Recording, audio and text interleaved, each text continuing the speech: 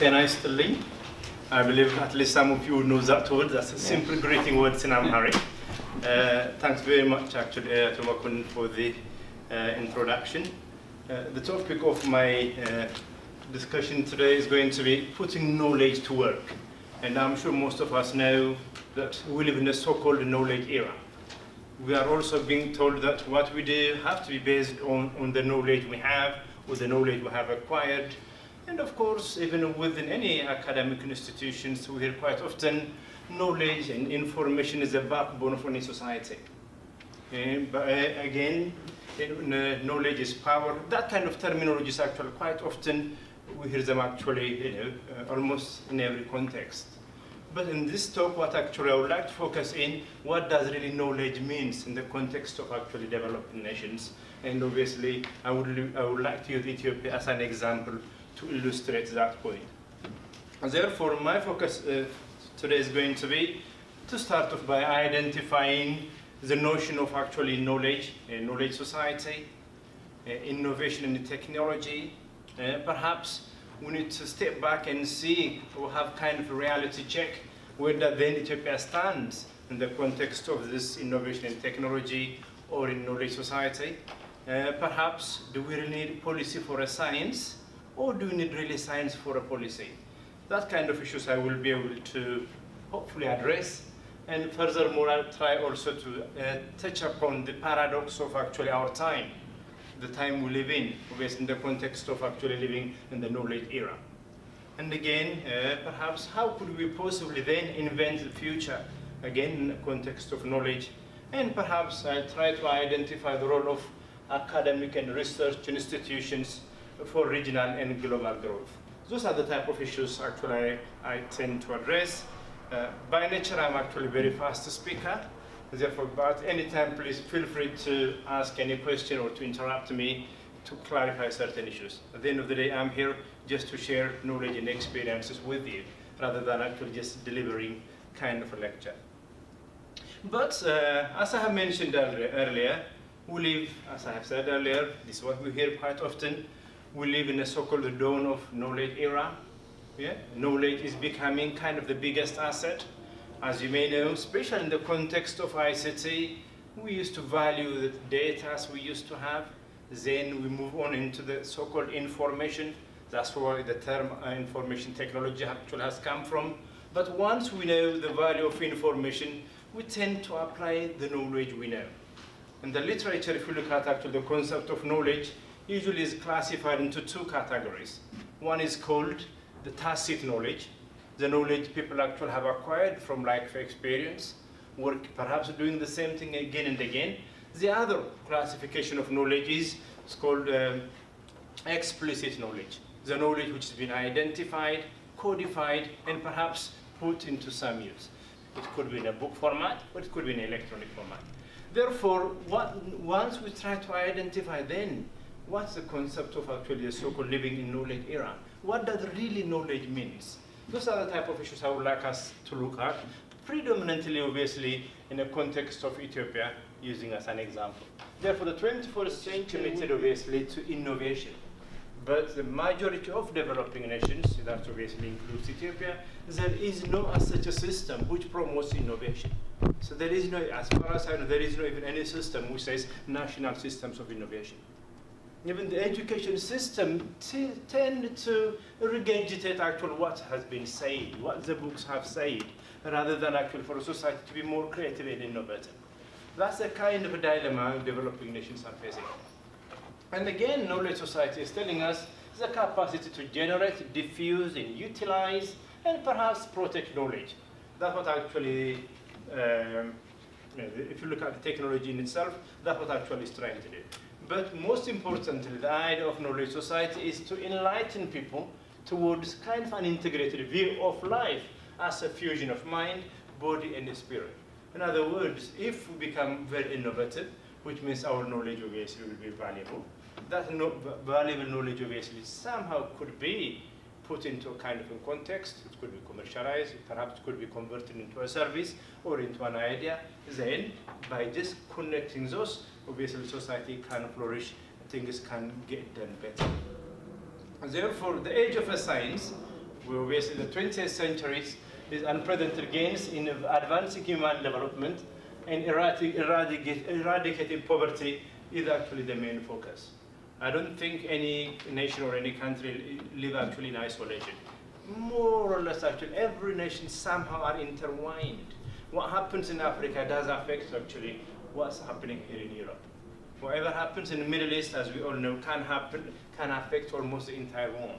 Therefore, there is a kind of connection one cannot possibly overlook. Therefore, the age of science should really be able actually to address what really is existing with those nations. How could society at large actually can develop? That kind of issue, I think, is quite an important issue almost for any country actually to consider. And equally, there is actually kind of consensus, especially from the policymakers and economists. They say half, if not more, of the economy's growth in many countries is directly attributed to science and technology. In other words, science and technology is actually making people's life more bearable, more enjoyable. Yeah? I don't think we could actually deny that fact. Technology in society is shaping our life, whether it's shaping us for a better or not. That could be argued. But I cannot possibly, or I'm sure most of us cannot possibly overlook the fact technology and science obviously have a huge role in our life. Therefore, as I have said, in an increasingly globalized world, with increasing importance of service sector, technological competitiveness obviously can only contribute and is likely even to get higher and higher and bigger and bigger. If you look at almost all the technologies such as ICT, even the mobile phones, when you come actually to the market in a few years back, it was actually as big as this. That's how we used to say hello. But we know how technology have become actually quite small machine, how powerful actually it has also become.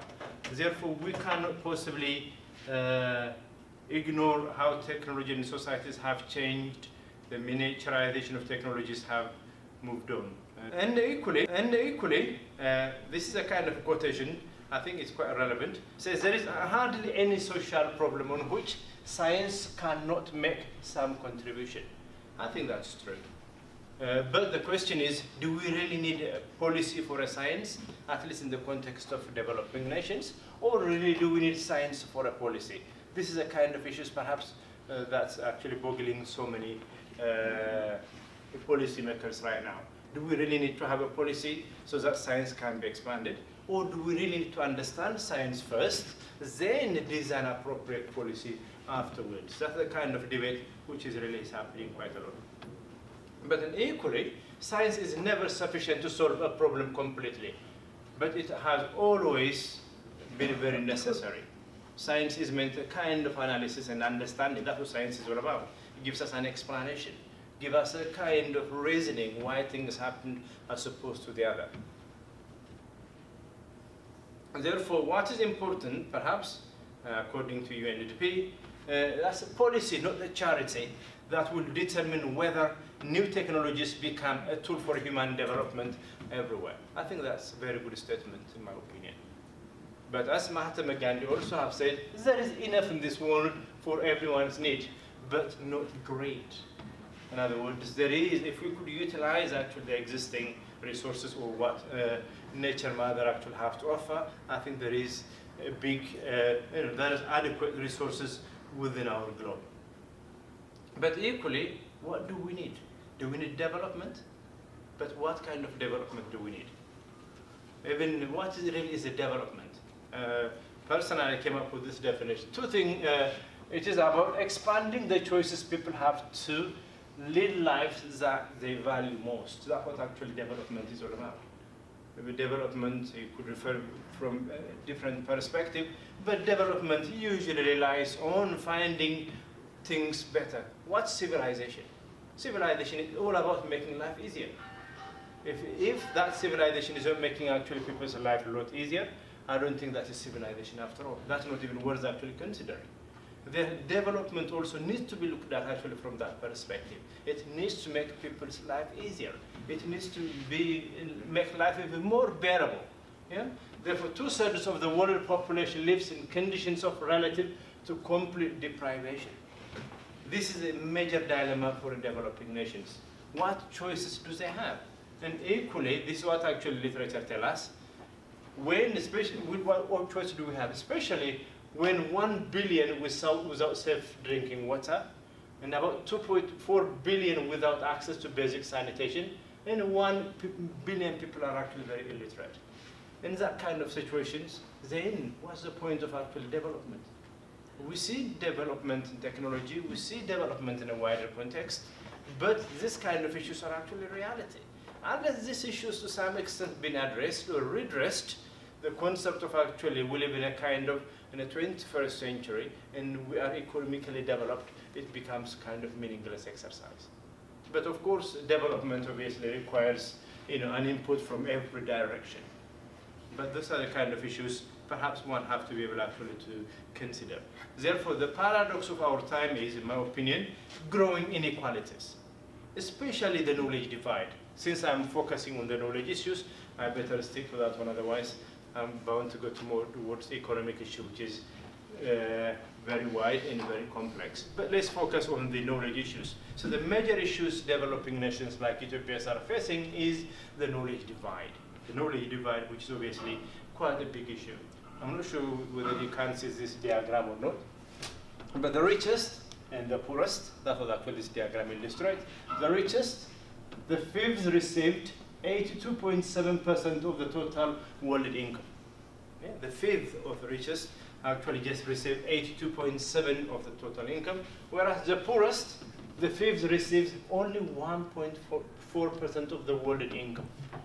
I mean, that's actually quite astounding. The assets of actually the world's 3 richest individuals exceed the combined GDP of the poorest countries of 48 nations. That, I think, in my opinion, is just ridiculous. Yeah, it's just only 3 individuals' wealth is actually even bigger than 48 countries' GDP. Yeah, I think we can comprehend this issue quite clearly. And equally, 1.2 billion people living on less than $1 a day, and around 2.8 billion on less than 2 a day. That's what actually the UNDP actually tells us. In my opinion, in this kind of context, I think we all can see why we have this kind of inconsistency and uncertainty across the globe. But of course, this kind of issues, I don't think there is a specific or direct answer. But I think we need to have that kind of global thinking rather than thinking individually within a nation or within a continent. But this is, in my opinion, this is very depressing. And equally, the most important issue, especially in the context of what actually I'm trying to address here, is the issues between the industrialized nation and the less developed countries. Mainly issues associated with human resources capacity and science and technology, infrastructure. Those two are the one actually, in my opinion, can minimize the gap between the developed and the developing nations. Having actually human resources which are capable of actually producing, capable of actually at least knowing what they're doing and how they could contribute to the wider economy, and equally the infrastructure associated with science and technology.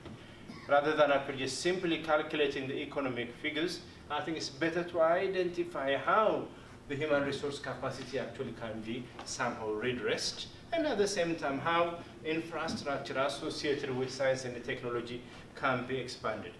That by itself will give us actually clear issue. But if you look at, again, very depressing figure, the power of human capital, it says researchers and engineers per 10,000 people. Japan is leading. 78 people out of 10,000 will be classified as researchers and engineers. In the case of America, USA, 69%. The wider European Union, around 40 out of 10,000. But the least developed non-Asian countries, around kind of 0.5. Yeah. If you look at this figure, then if you look at the wider African context, 53 nations, this is very depressing. But please don't ask me about Ethiopia. It is really even worse. Therefore, these are the kind of issues where I think we need to have a kind of this global thinking, addressing the wider human capital issues. If we could address somehow this wider human capital issues, focusing on science and technology, in my opinion, the gap actually can be somehow minimized. But again, another statistics, if you look at actually the wider figure, 5% of the world population is classified as part of the developed world. But in terms of internet use, it's around 88% of the global use. Whereas in the developing nations, majority of obviously developing nations, 85% of obviously the wider public, only 12% actually have access to the internet. This is just a simple measure to which actually we can say this information haves and information have not. The figures actually are, personally I have chosen actually the kind of the positive figures rather than the very depressing ones. But even this one is actually depressing enough. Therefore, one cannot possibly ignore the gap between obviously developing and developing nations. And again, the explosive growth of knowledge. We are told we live in a knowledge era, yeah, but the reality cannot be more different. This is what actually literature tells us. Between 0 AD to 1750, obviously it took nearly 2,000 years, the information growth have doubled, but it took us nearly 2,000 years. Between this and this period, obviously around 150 years, perhaps 250, that has doubled. But now, even the power of the technologies actually have become quite powerful. And again, between 1950 and the present time, the knowledge power, the growth of knowledge actually is doubling even very quickly. What we know last year is no longer actually relevant because no new idea, new invention, new knowledge actually have become into the existence. Therefore, things are actually becoming more and more.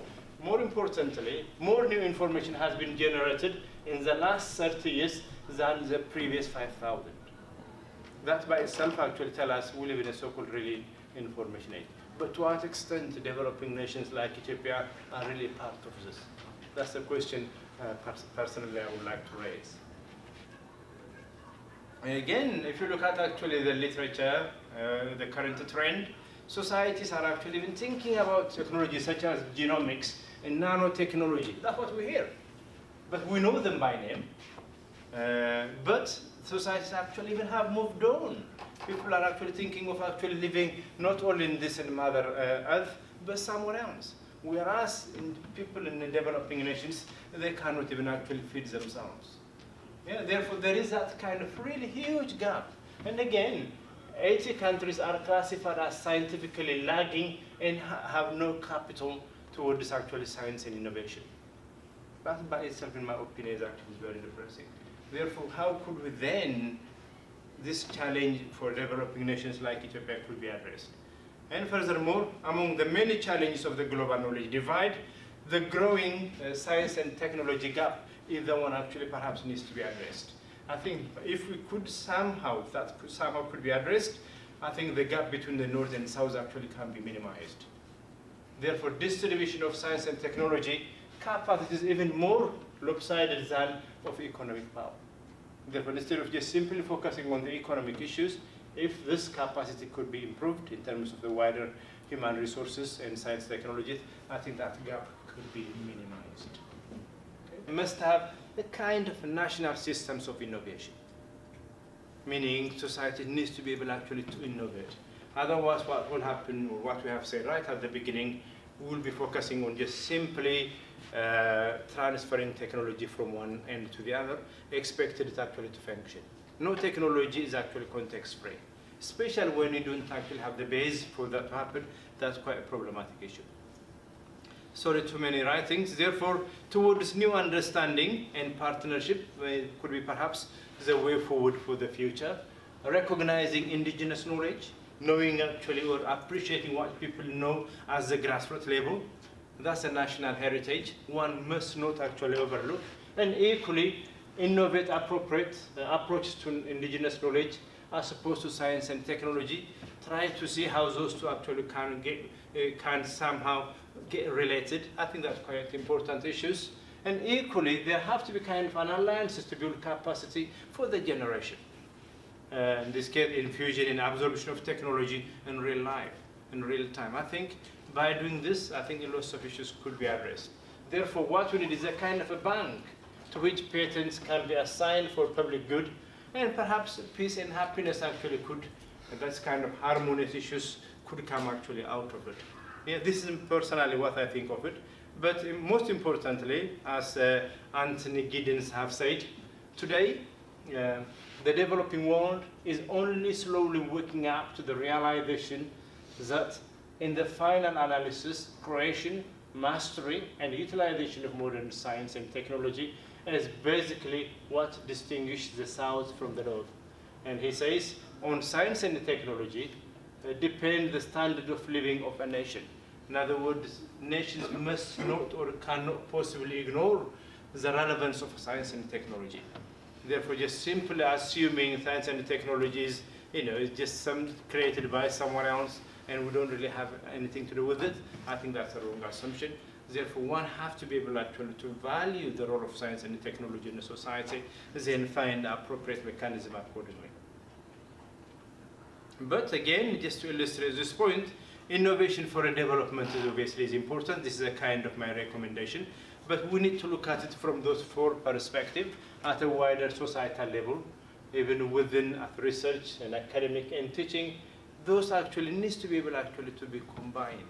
In other words, if we really genuinely expect societies to flourish, we should be able actually to look at the wider societal needs. And that can be supported by kind of an innovative education. Well, I came from an academic background, and that's what I do for a living.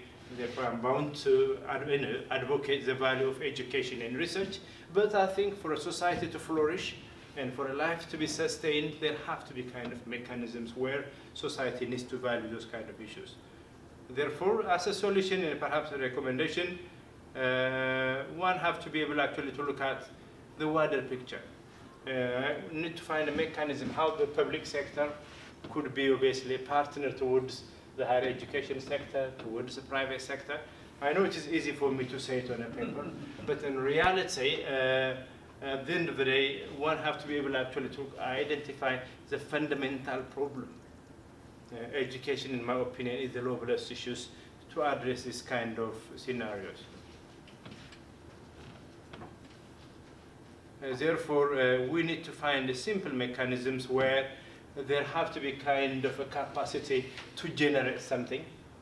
Then we have to have mechanisms where we should be able actually to absorb, collaborate, and actually be in a position of leadership. Starting point for that could be identifying the wider human resources issues and issues associated with science and technology. I think I have a list of slides actually, but I think I would stop here. But if you have any question, I will be more than happy to try my best to answer. Okay, please.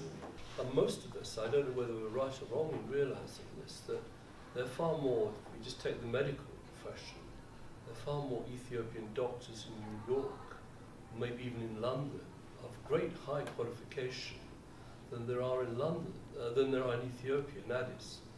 Now, obviously, we're well aware that, thank God, that Ethiopia is developing very fast. But is Ethiopia, do you know, managing to retain its own skills at the moment in a way in which it obviously has not been able to do so for all sorts of reasons, of which possibly, sir, even you yourself might be an example. I don't know. You are here with all your skills here in the UK, in London, lecturing in the South Bank, but maybe you should be in Ethiopia, I don't know. Yeah. But if you look at actually the reason why actually people are no longer actually residing in their country or why they are abroad, even if you ask me why am I here, predominantly is associated with the uncertainties existing in the past. I'm just using myself actually as an example. But of course, if you look at the majority, the main issues is predominantly associated with economic issues. And of course, there is a wider socio-political issues related actually to answer that issue. But predominantly, that has something to do with lack of or the stagnant economy and the gap actually between obviously the developed and the developing nations. Of course, it sounds actually very theoretical. But for example, are Ethiopian doctors, do you know, and medicals yeah. generally, are they actually being trained in Ethiopia and then making a beeline to get out of the place still? Yeah, of course it may have, due to the political situation, due to the economic fact. I mean, it is a very complex issue actually to answer. Why there are many, I'm sure I read one paper, a very depressing one. It says there are more Ethiopian medical doctors in Chicago, somewhere in America, than the whole of Ethiopia. I read actually this. It's very depressing. But the reality is, obviously, has something to do with the wider socio-economic factor.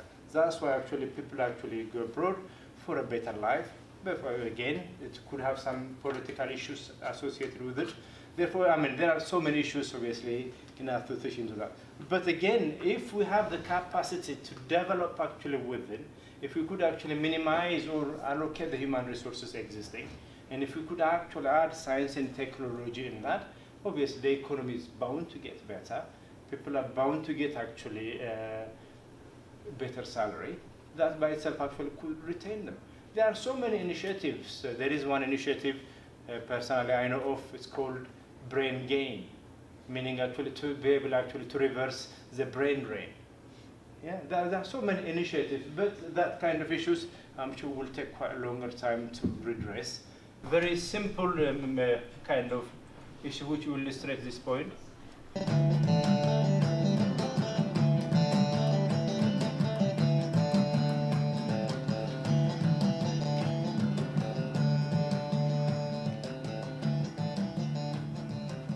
Established in London in 2011, Global Knowledge Exchange Network, also known as GCAN, is a non-political and non-religious organisation whose aim is to create a global platform enabling academics, researchers and practitioners to get together, exchanging knowledge and sharing experience, with the primary intention of helping developing nations in Africa.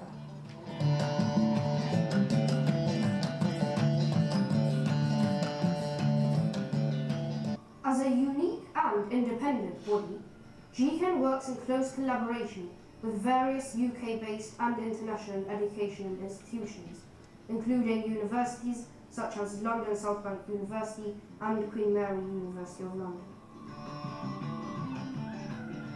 GCAN's aspirations are, needless to say, very ambitious, but it calls upon all academics, researchers and practitioners to participate in and expand its noble vision, sharing knowledge to enlighten others. Knowing is not enough, we must apply, and willing is not enough, we must do. Put together what I wanted to say. Therefore, although we reside actually outside our motherland, as it were, there are lots of initiatives which we're actually trying to identify ways how we could help the local capacities within Ethiopia. Even from abroad, from here, we try to connect academics and researchers, and we call it knowledge exchange. And the idea is actually to connect people who are obviously within Ethiopia and those are actually abroad. More or less actually indirectly answered your questions. Am I right? So there are initiatives which obviously we can actually put back to a wider society, and I'm sure since you all have connection with Ethiopia, we would like to take part in that particular initiative. And as part of that also, as the video clips also mentioned, we have established what we call it the Ethiopians Doctoral and Master's Academy. Therefore, from here, from abroad, that we are supervising local students within Ethiopia, predominantly at postgraduate level. We also actually try to provide a kind of training for the local supervisors and mentors. We always say what happened in some time in the past. Something wrong might have happened. Otherwise, we had an era of civilization. Maybe 1,000 years of civilization turned into 1,000 years of dark age, and then now we are emerging a little bit. So during the Aksumite Empire, for example, in the 1st to 10th century, we had the highest level of technology at the time. The Aksum obelisk and also the rock-hewn churches throughout Ethiopia could demonstrate that. We had high level of engineering, mathematics, all the scientific knowledge was there. But somehow it has shifted with civilization, in fact. as the civilization moved, all technology moved elsewhere. So now I ask on the ownership of civilization, technology, knowledge and technology. Who can own knowledge and technology? We are now dividing between North and South. Can we say technology belongs to South or North, or can we identify it like that, or it shifts from one country to another? Because what we do today obviously is bound to be shaped by what we have done last year, a year before, or centuries ago. Perhaps that's why Ethiopia as a nation actually have that kind of tendency to value oneself, and as well as to have that consistency. Yeah, and for a society cohesion, I'm sure that have some contribution. But in my opinion, that was in the past. But again, to my understanding, civilization is all about making life easier. And of course, just simply dwelling in the past and identifying, our greatness in the past, that's not a guarantee for our future success. Therefore, one has to be able to be very pragmatic and identify how could we make actually life easier. Again, civilization is all about making life easy. What's development after all? Development is all about developing the meeting the human's needs and aspirations. And then if you could, for instance, identify issues, how society can even progress further, in terms of, for instance, addressing the wider human resources issues, identifying science and technology, I think that can guarantee our actually existence in the future. I just wondered if you knew what proportion of Ethiopians are in higher education, and of those is, in science and technology. Yeah. The statistics, I don't have a specific figure to inform you, but from what I read and understand, there is actually a priority being identified, education being as the main number one. 33 new universities actually has been built. Even I read with yesterday or a day before, 11 new will be created. Therefore, there is that kind of recognition towards actually human resource development. But whether that actually will guarantee future, it's obviously an issue, and perhaps one have to wait and see. But recognizing the need for education, especially investing on science and technology, in my opinion, is, I think, is the best way to some extent actually guarantee societies will make kind of a decision, whatever things they do, bound to be based on understanding their surroundings. Therefore, we'll have a society not only just inward-looking, but also outward-looking. By doing that, for instance, if you look at the medical doctors' issues, which gentleman at the back have mentioned earlier, is mainly due to lack of opportunities. Therefore, creating that kind of universities, having actually the wider, I think, to some extent would minimize that gap. Okay, I think taking the time into account, I'm sure there could be many questions to ask, many things, but I believe we have exchanged good knowledge. Thank you, Dr. Desta, for coming and sharing this wide experience and knowledge.